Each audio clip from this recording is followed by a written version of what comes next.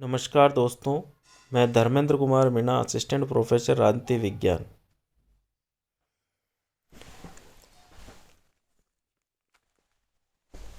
आज अपन देखेंगे अरस्तु को राजनीति विज्ञान का जनक क्यों कहा जाता है। The father of political science अरस्तु को माना जाता है। क्यों माना जाता है? अरस्तु के विचारों का अपन अध्ययन कर चुके हैं।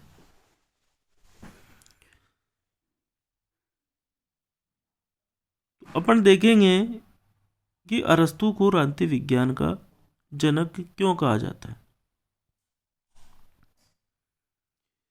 मैक्सी अरस्तु को प्रथम राजनीतिक विचारक कहता है।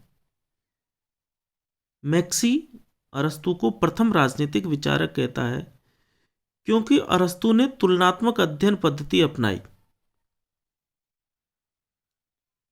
अरस्तु ने अपनी अध्ययन पद्धति में 158 देशों का अध्ययन किया था।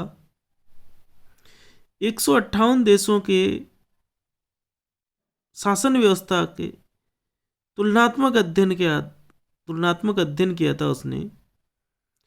तो तुलनात्मक अध्ययन एक आधुनिक अध्ययन पद्धति कही जा सकती है। इसलिए अरस्तु को राजनीति विज्ञान का जनक कहने का एक कारण यह भी है कि अरस्तु ने विश्व के 158 देशों का तुलनात्मक अध्ययन पद्धति को अपनाकर अपना अध्ययन किया था। दूसरा जो कारण माना जाता है अरस्तु को राजनीति विज्ञान का पिता कहने का, या अरस्तु को प्रथम राजनीति विचारक कहने का जो दूसरा कारण माना जाता है वो है कि अरस्तु ने राज्य की उत्पत्ति के ऐतिहासिक विकास के सिद्धांत का समर्थन किया। अपन अरस्तु के राज्य संबंधी विचारों में देख चुके हैं कि अरस्तु ने यह कहा कि मनुष्य स्वभाव से ही एक राजनीतिक और सामाजिक प्राणी है और मनुष्य की इसी प्रवृत्ति के कारण पहले विवाह नामक संस्था का उदय हुआ। विवाह के बाद में परिवार नामक संस्था का उदय हुआ और कई परिवारों ने मिलकर गांव का निर्माण किया और कई गांवों ने मिलकर नगर राज्य का निर्माण किया। तो राज्य की उत्पत्ति का जो ऐतिहासिक विकास का सिद्धांत या ऐतिहासिक विकास का जो समर्थन किया अरस्तु ने, वो भी एक आधुनिक राजनीति विज्ञान के जनक या एक तार्किक अध्ययन था।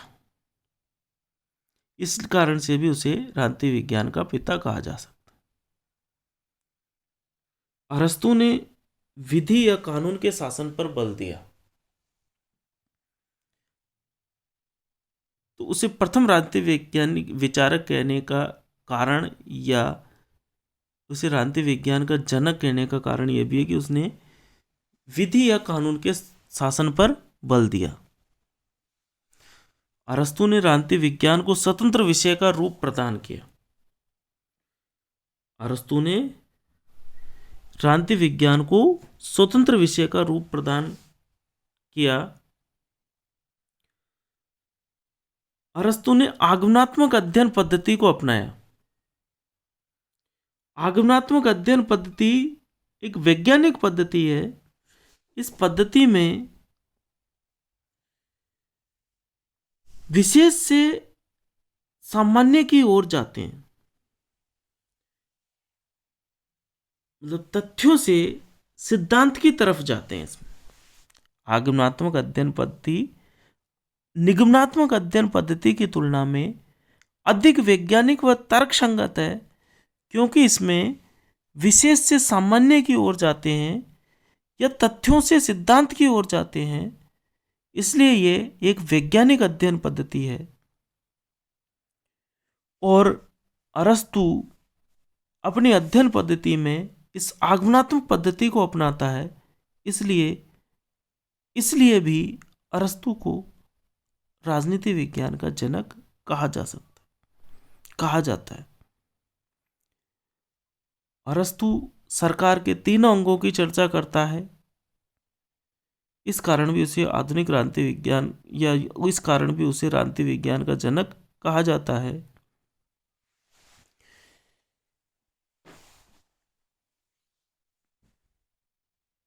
तो अरस्तु को क्रांति विज्ञान का जनक कहने का कारण यह हो सकता है उसने तुलनात्मक अध्ययन पद्धति को अपनाया है, उसने राज्य की उत्पत्ति की ऐतिहासिक विकास का समर्थन किया है, उसने विधि के शासन पर बल दिया है, क्रांति विज्ञान को एक स्वतंत्र विषय का रूप प्रदान किया है।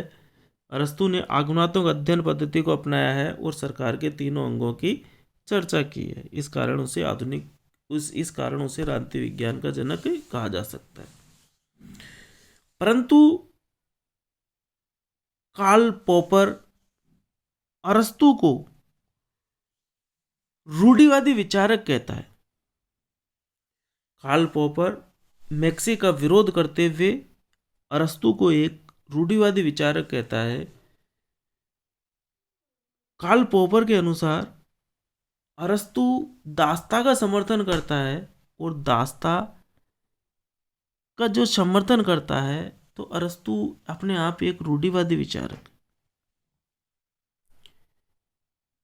अरस्तु नागरिकता का आधार दास व संपत्ति को मानता है, जो भी ठीक नहीं है। इस कारण भी उसे रूढ़िवादी विचारक कहा जा सकता है। अरस्तु अपनी पुस्तक पॉलिटिक्स में क्रांति संबंधी विचार देता है, तो वो क्रांति को रोकने के उपायों की चर्चा करता है और क्रांति को रोकने के उपायों की चर्चा करता है। तो इसका मतलब अरस्तु एक रूढ़िवादी विचारक। तो कार्ल पॉपर ये मानता है कि अरस्तु एक रूढ़िवादी विचारक है।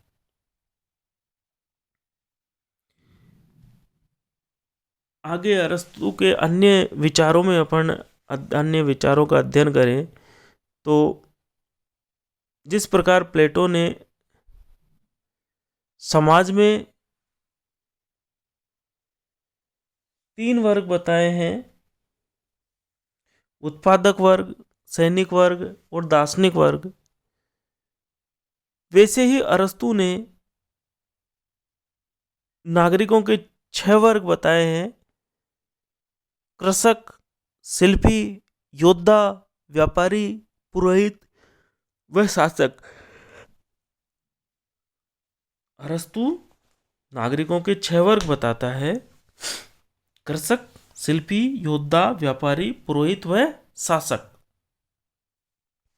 अरस्तु के अन्य विचारों में उसके न्याय संबंधी विचारों का अपन अध्ययन कर सकते हैं।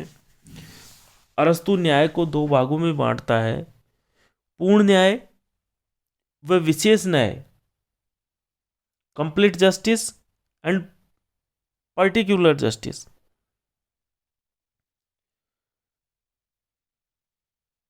पूर्ण न्याय नैतिक गुणों व चरित्र की श्रेष्ठता का नाम है। पूर्ण न्याय नैतिक गुणों व चरित्र की श्रेष्ठता का नाम है। विशेष न्याय को अरस्तु 2 भागों में बांटता है: वितरणात्मक न्याय व सुधारात्मक न्याय। वितरणात्मक न्याय संसाधनों के वितरण से संबंधित है, जिसका निर्धारण विधायिका करती है। ये योग्यता के अनुरूप ज्यामितीय अनुपात में वितरित किए जाते हैं। सद्गुणों को योग्यता का मापदंड माना जाएगा। जो जितना सद्गुण संपन्न होगा उन्हें उतने ऊंचे पद और पुरस्कार प्रदान किए जाएंगे।